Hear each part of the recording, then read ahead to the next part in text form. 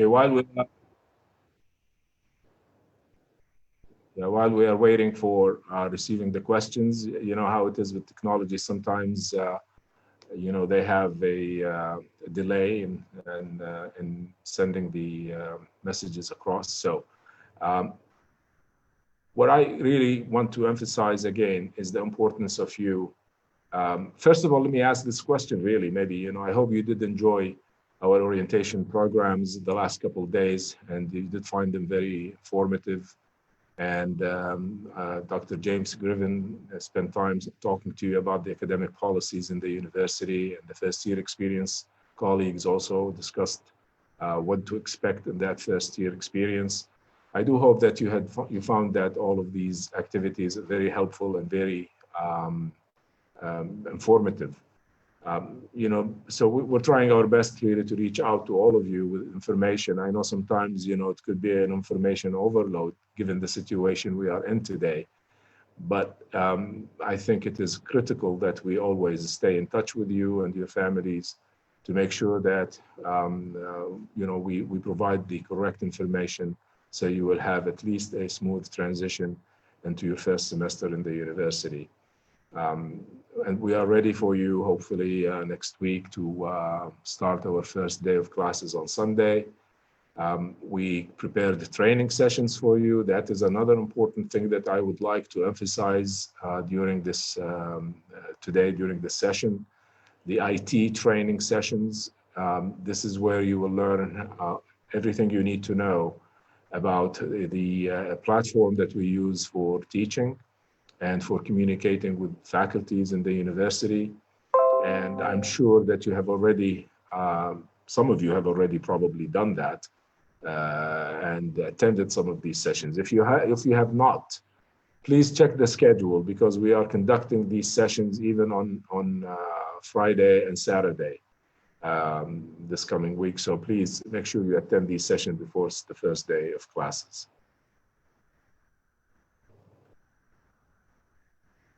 Question: is it easy for an AUS student to transfer to any American university in any country? I can ask our Chancellor, Professor Mitchell, maybe to respond to this question. Professor Mitchell? Yes, thank you. Good evening. Well, we certainly hope that you'll find your experience here at AUS to be such that you will not want to transfer. However, if one is seeking to transfer, then it's important to remember that AUS is an American accredited institution, an independent, private, not-for-profit institution, independently accredited in the US. That means that, yes, it does make it possible for a student who's interested in transferring to another American university to do so. However, I would advise anyone who's considering a transfer to make sure you look at the university that you would hope to attend and look at their requirements, because that's going to be different from institution to institution. And it works the same for anyone seeking to transfer to AUS, that AUS would look at an individual student's performance. They would look at the courses that they've taken relative to the major that they're intending to enter, and then make a decision about the transfer. So if you are, then one should make contact as early as possible to the other university and be clear about the requirements that they would implement relative to your specific case.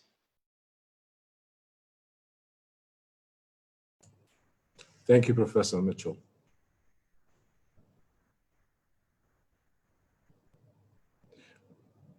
We're getting similar questions about payments. As I explained earlier, hopefully you will have the instructions emailed to you within the next couple of hours with details about making payments to the institution. Remember, you still have until the 3rd of September to make your payments. So, there's plenty of time to do that. But the instructions are available for you in the email that we will be sending your way this evening.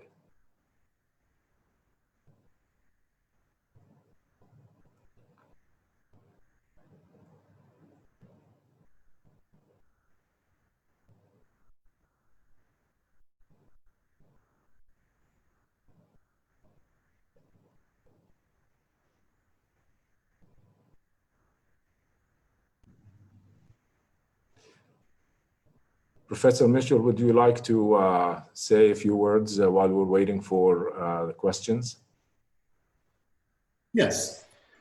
Maybe I could talk about a term that we use here at AUS and one that's become increasingly important to new students, especially, and I think also to our continuing students, and that's resilience. Here at the university, we often talk about a student's ability to overcome challenges.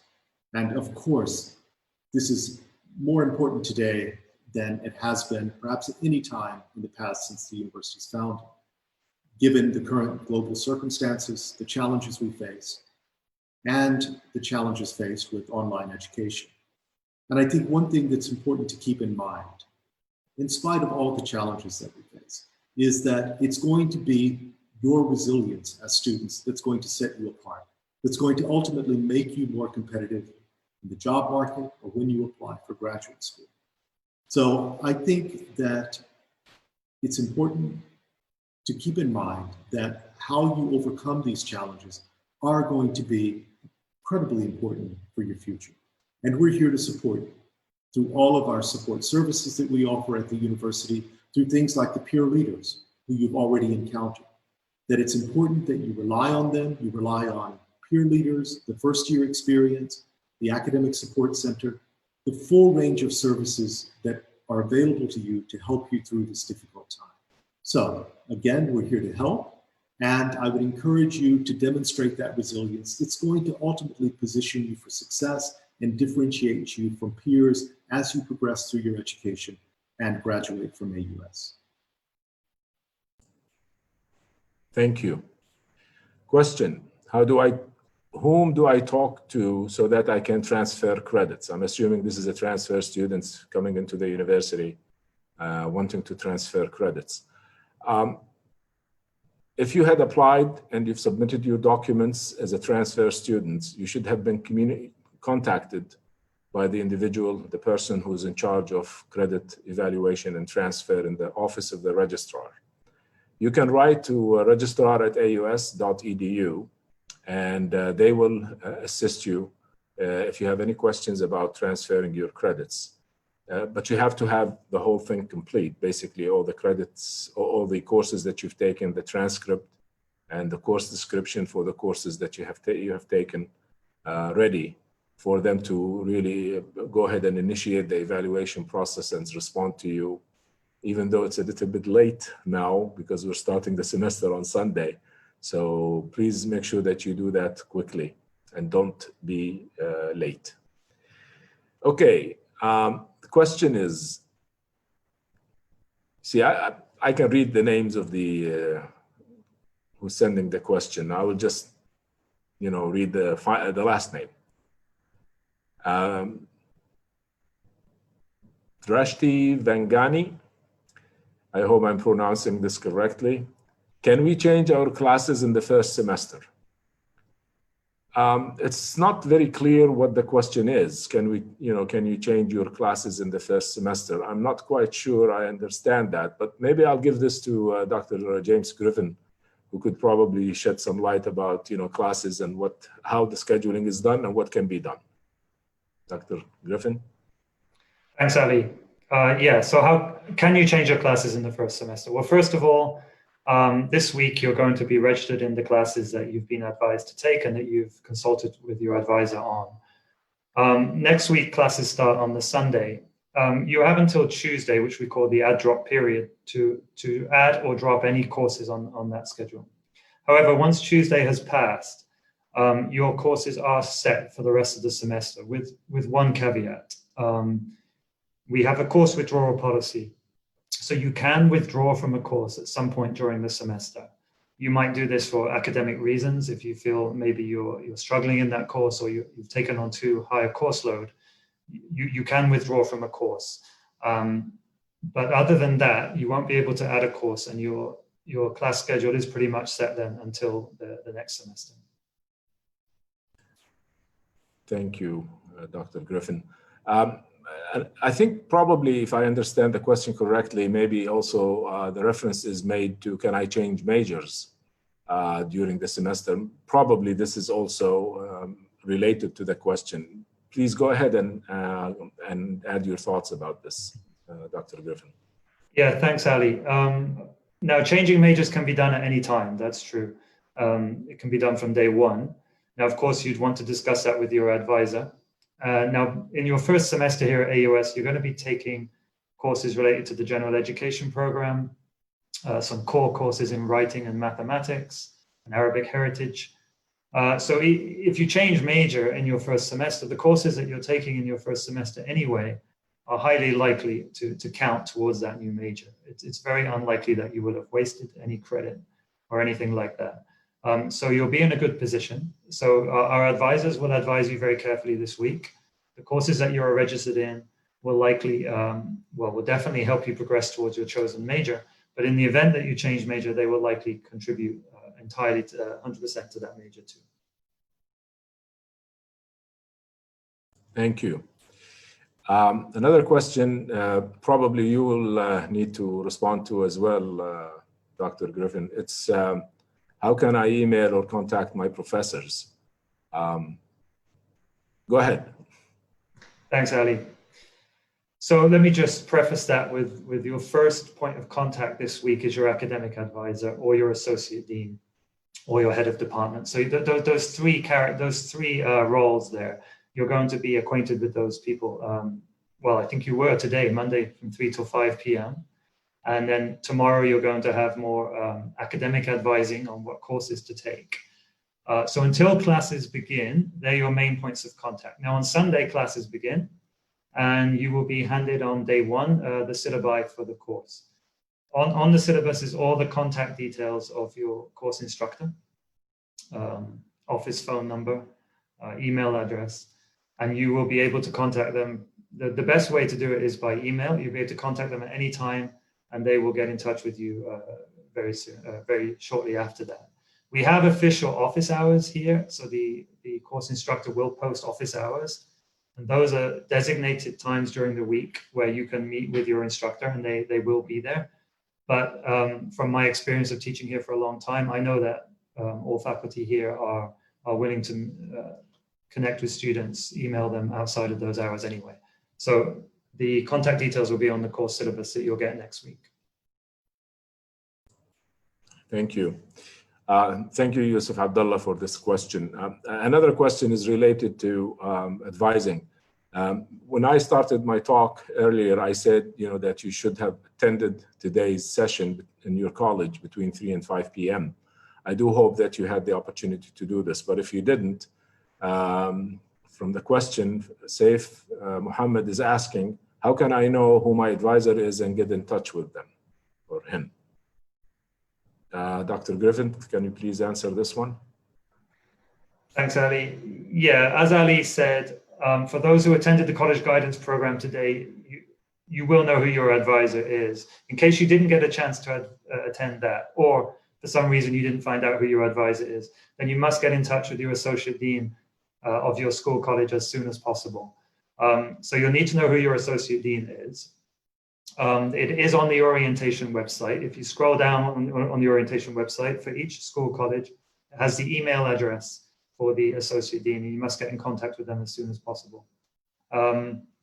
And they will put you in touch with your advisor. In case you're an undeclared student, in case you have not yet declared your major, then your academic advisor at the moment is the Academic Support Center, who you can connect with at asc@aus.edu. So that's asc@aus.edu. That's in case you're undeclared. Thank you. Of course, this session will be recorded. If you'd like to, if you have nothing else to do and you would like to watch us again, so you will have an opportunity to do so. It will be recorded and it will be made available to you later tonight via email.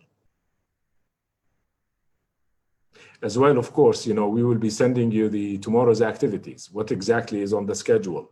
We're doing this every night, the day before the coming events.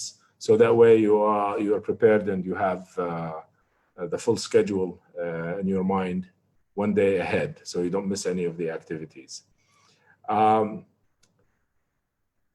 Okay.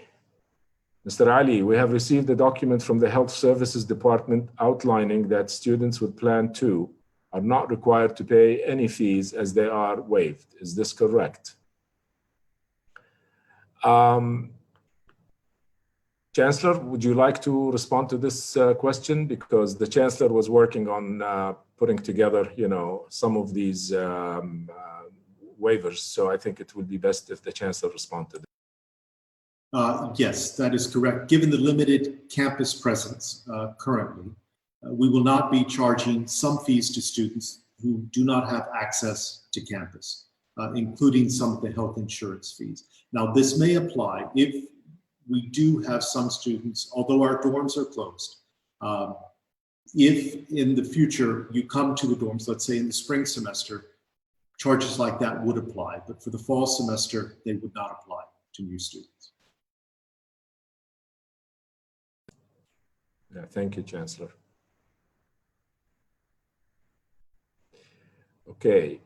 I'm assuming, the message that was sent regarding the fee waivers, for the health plans are very clear. And again, this will be reflected on your statement of fees once you are ready to make your payments. It will show there, that there will be no fee based on your situation or what plan you have, selected or applies to you. The question is, I believe it's the same question from Mr. Ahmed Abdullah. Do we have to submit medical insurance even though we are not available on campus? All students must have insurance one way or another. Medical insurance is mandatory. It's not, optional. Now, it all depends on your situation. If you already have a family insurance or you're covered by insurance outside of AUS, then you don't need to submit anything. You just select the plan that you have insurance. But if you don't have insurance, then you have to take the insurance that the university, requires. And it is in the document that we sent to you. Okay, Safwan Khan, good evening. I would like to know whether our future exams, which will be held online, will allow backtracking or not. I'll ask the provost to respond to this question. You would like to respond, Chancellor? Oh, okay. That's a very interesting question. To a great extent, backtracking will depend on the faculty member that is giving you the examination. And some faculty members are very fond of allowing backtracking, others are not. But I cannot answer the question for every single exam you're going to be taking online. So we hope that your preference is accommodated by the courses you take. Thank you, Dr. Sanchez. Question from Suha Atasi. If I decided to start in the winter instead of fall, in the spring semester instead of fall, will it affect my scholarship? This will depend on the available funds in the spring semester, the merit scholarship funds that the institution have set aside for students. If funds are available, we will, of course, honor the scholarship that was awarded to you in the fall semester. We would like to see in the fall semester, though, instead of the spring semester. We don't want you to be sitting at home getting bored. So if you have nothing to do, join the university in the fall semester. So in the spring semester, if there are funds available, yes, we will probably assist you. Okay. The next question. Do I need the SAT exam for registration and file completion? Now that is a general question. It all depends on your background. If you are, for example, a UAE national studying in an American high school diploma, then you don't need the SAT. But what you need is the ministry's exam, which is called the EM SAT Math, as well as the EM SAT English. So we will not accept TOEFL or IELTS from you if you are a UAE citizen. studying in an American high school diploma.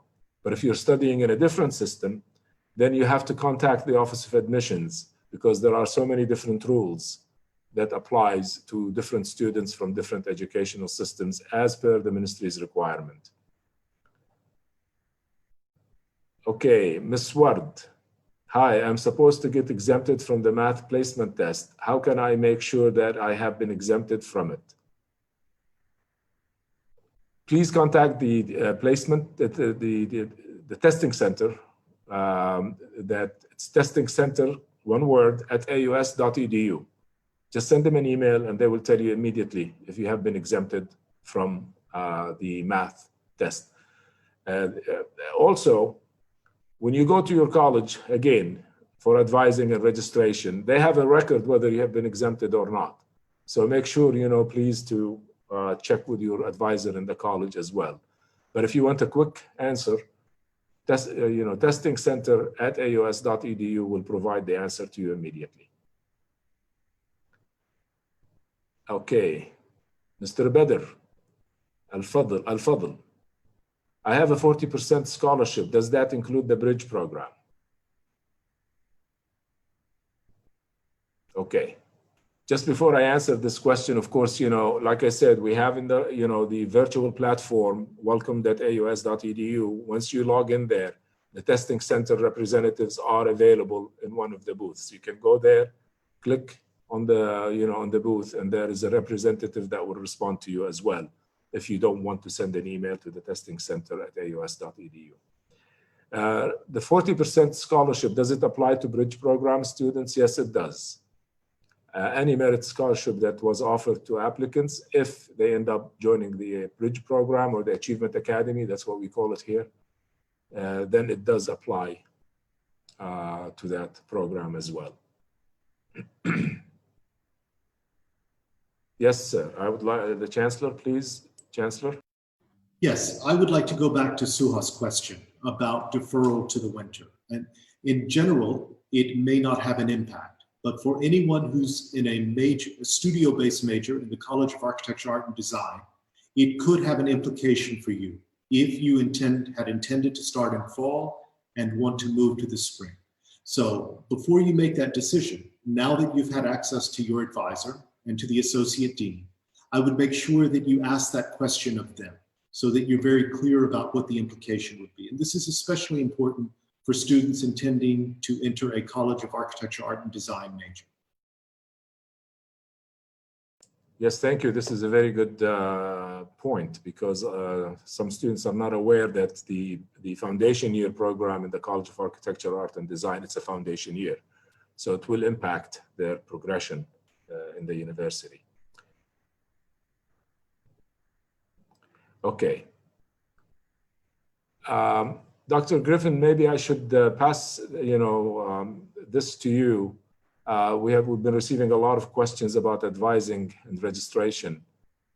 Could you please shed some light about the process if some students didn't really get the chance today to meet with their college in the guidance program? What are they supposed to do tomorrow and the day after and so on? Can you please take a couple minutes to explain that? Yeah, thanks, Ali. Yeah, this is a very important topic, of course. I just want to say, if you didn't get a chance to attend the college guidance program today, then a full video recording of each college guidance program session will be emailed out tonight to all parents and to all new students, okay? So first of all, if you didn't get a chance to attend the school college guidance program today, a full video recording of that session will be sent to you this evening by email. So you click on the link, make sure you watch it, and it has very important information on how to go through your course advising and registration. Now, just for convenience here, I'll spend maybe a few seconds just going over some of the key points. So if you didn't attend, you will need to contact your associate dean, who will put you in touch with your academic advisor. Your academic advisor will contact you depending on the school college, by email or through the iLearn management system. And there you will be able to view the courses that you're advised to take. You will have a chance to meet with your advisor to discuss those courses. Now, for registration, Your school college will register you automatically in the courses that you have agreed on with your advisor. So there's nothing to do there for you. Your school college will register you, but you need to make sure you've met with your advisor. And that, for most school colleges, that's taking place at some point tomorrow during the day. A meeting with the advisor is taking place at some point tomorrow during the day. So make sure you watch that video link tonight. And then in case you have any questions, you must contact your associate dean of your school college, or if you're undeclared, you must contact the Academic Support Center.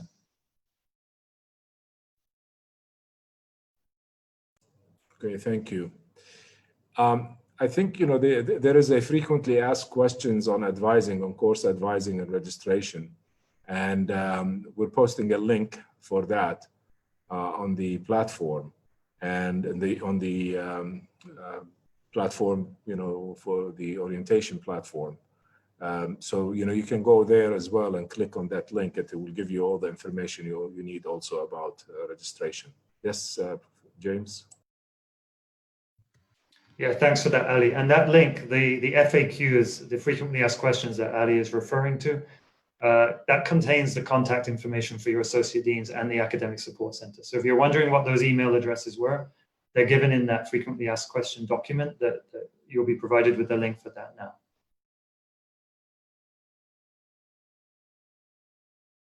I think they can see it now on the platform, the link for the frequently asked questions. A question from Hamda. I would like to know whether the receipt after paying for the tuition will look like the one that I received after paying my seat reservation by e-payment. It will look, yes, it will look similar to what you have received. You know, so basically it will show the total amount that you have paid to the university, whatever is the total amount that's applicable to you.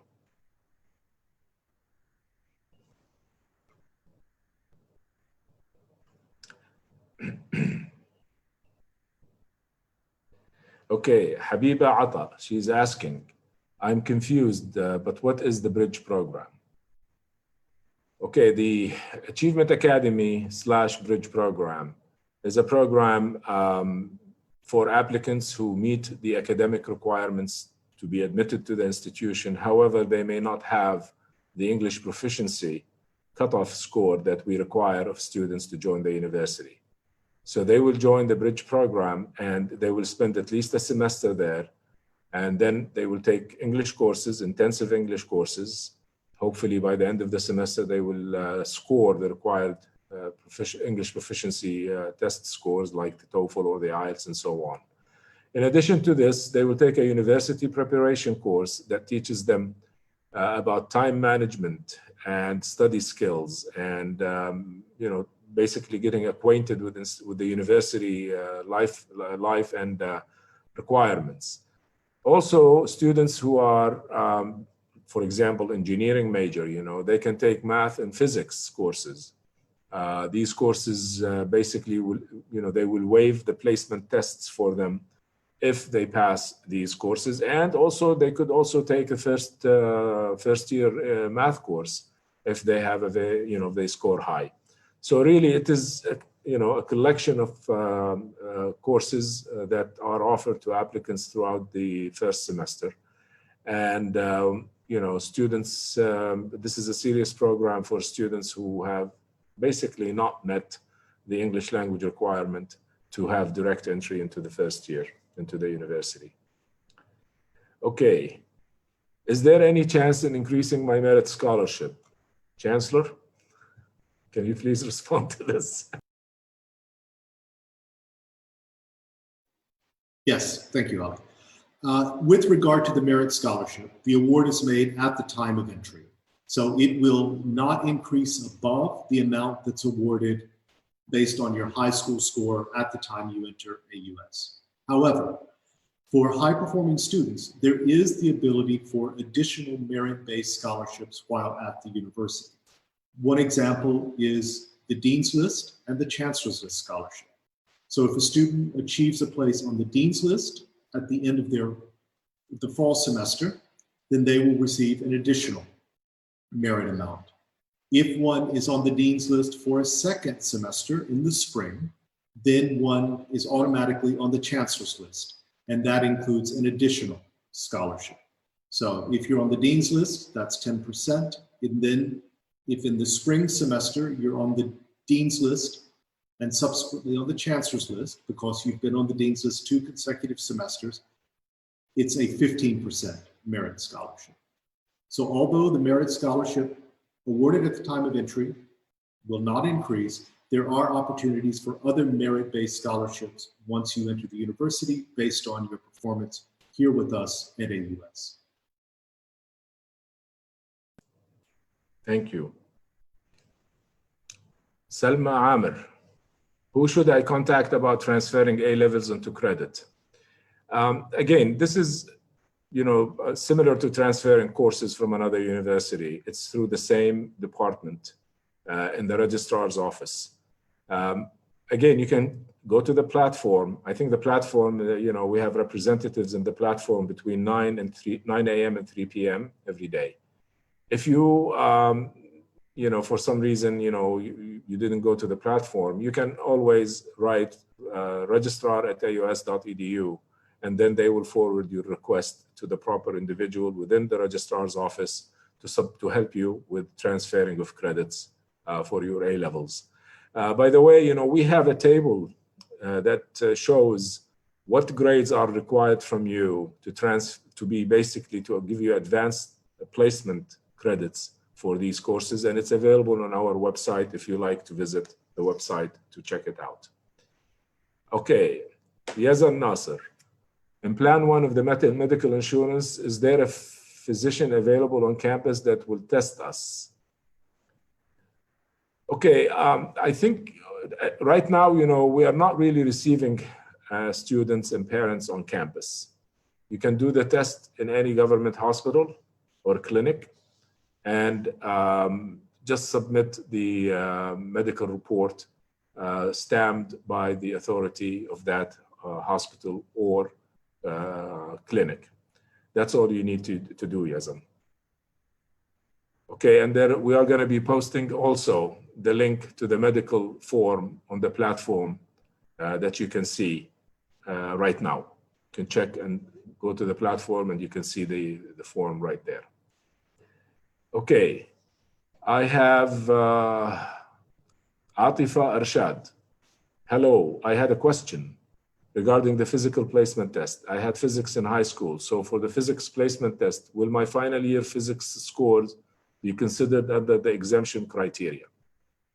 So the question is basically, do we exempt physics high school grades? Do we accept physics high school grades to exempt students from placement examinations? What we are doing today is, excuse me, we are exempting math and physics if a student take the SAT-2 physics and math tests, not the actual high school courses in school. But if you do have an SAT-2 subject tests, basically that's what they're called, math and physics, then yes, they will be considered provided you meet the criteria of the minimum grade required in each course.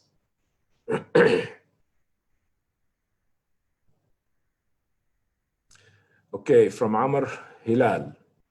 Hello, what does it mean when my major is biology intended and not yet confirmed? And is that going to cause me as a problem for selecting my course? And initially, it doesn't mean, anything as far as you're concerned. We start with intended with all majors. Maybe Dr. Griffin would like to shed some light on this, James. Thank you, Ali. Yeah, there's two questions here. Let me answer the second one first. Is it going to cause you any problems for selecting your courses? Absolutely not. It won't cause you any problems at all. As Ali mentioned, every major in biology starts as biology intended. Okay. Now, to remove the intended and just become a biology student, you have to meet certain criteria. Let's call it a certain GPA, grade point average, over a certain subset of courses.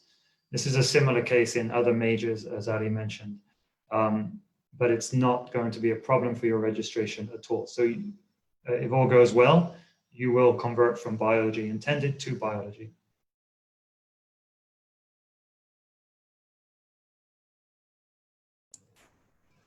Okay. Sylvie is asking, do we still have a chance to be granted the Chancellor's Scholars Award? Unfortunately, the decisions have already been made, and selections basically were approved recently for this scholarship. So it's too late right now to apply for the Chancellor's Scholarship. Okay, Ziana. I had taken my English placement test on the 20th of August, but I just received a mail that I need to take a placement test. I had some technical issues during the test, but it did not show that the test was submitted. Please refer to the testing center, because if you had an issue, you know, we're offering these tests every day. So, you know, if you've had an issue for the first time and for some reason your result is not shown, it could very well be that, you know, that there was no issue, but maybe the test hasn't been graded yet because it takes some time to grade the English placement tests. And the grade may not have been posted on the system at this moment, especially if you've taken the test, you know, but you said on the 20th of August, it should have been done.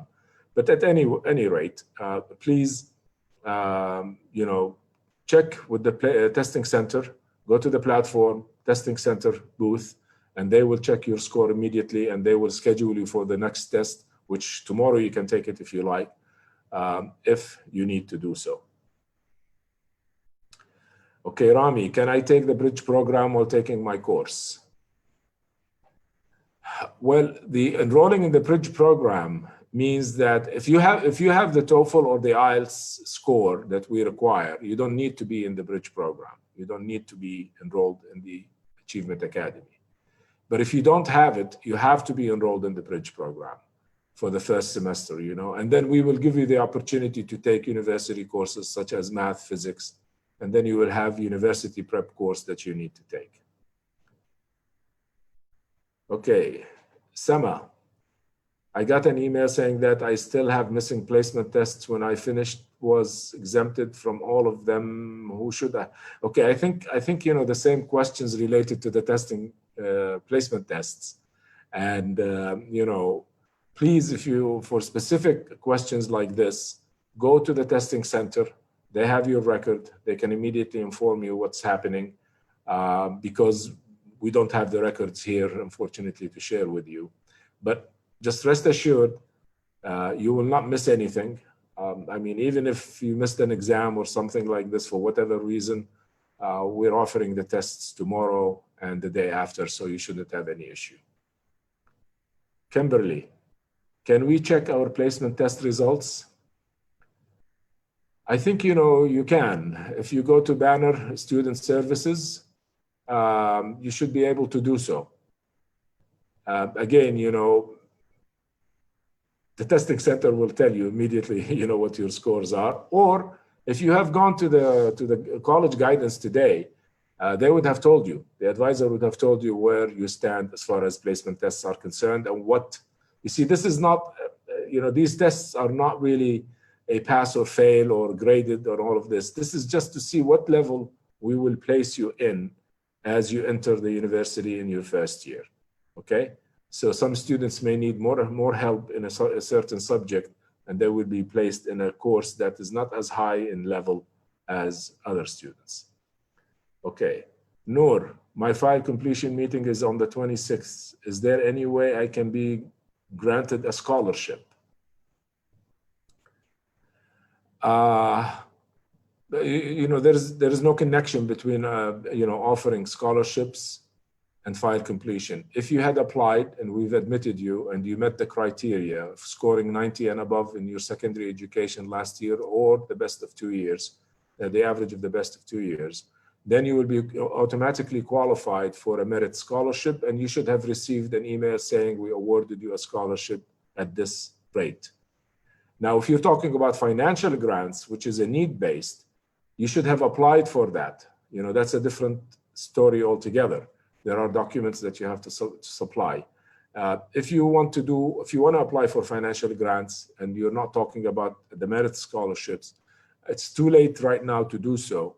But I advise you again to go to the platform, to the financial grants booth. They may have some wiggle room in there for assisting you if you had a good reason for not applying yet. Okay. Okay, the testing center email again, because some people are asking, it's testing center, one word, testing center at aus.edu. Okay, testing center at aus.edu. Okay, and we will post the testing center as well on the platform right away. Chancellor?